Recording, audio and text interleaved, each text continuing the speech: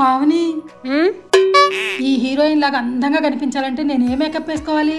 ఏందే ఈ మధ్య నీకు అందం పిచ్చి బాగా ఎక్కువైంది. అసలుకే పెళ్లి కాబోతుంది కదా, అందుకే. నువ్వు హీరోయిన్ లాగా అందంగా కనిపించాలంటే నా దగ్గర ఒక మంచి మేకప్ కిట్ ఉంది. అవునా? అది ఎలా వాడాలి పావని? నాకే చూపిద్దురా నువ్వే.